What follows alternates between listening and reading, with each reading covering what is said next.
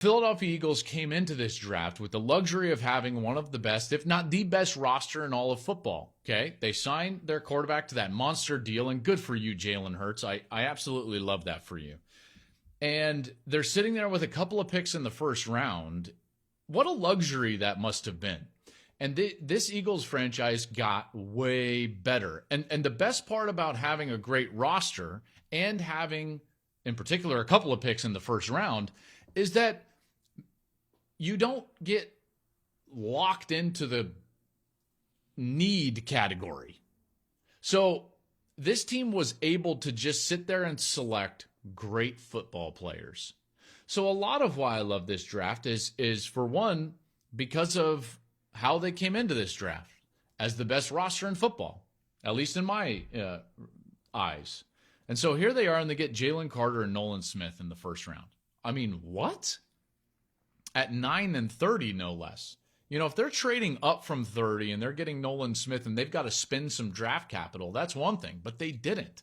If they've got to spend more draft capital, and I understand that they moved to get to 9, but Jalen Carter on the Philadelphia Eagles is terrifying for everybody else. Terrifying. This defense is all of a sudden, it's like, hey, just bring in Kirby Smart on the microphone. Because if you don't know, and most people don't, Kirby actually is on the PA, on the microphone during practice all the time at Georgia. Yelling. I mean, just on it. Guy's a madman, and I love it. It's part of the reason why his defense plays with such urgency, right? Detail. All of those things. They've got great players on that defense at Georgia, so why not go and steal those great players, draft those great players? So here we are, a year after taking Jaden Davis, and they've got all these Georgia players, and then Jalen Carter and Nolan Smith at 9 and 30.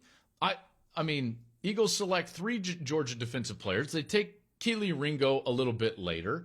They're able to get Tyler Steen, the offensive lineman from Alabama, Sidney Brown, one of the best safeties in all of America from Illinois, and a guy, by the way, he's one of the toughest players available. So this defense gets better.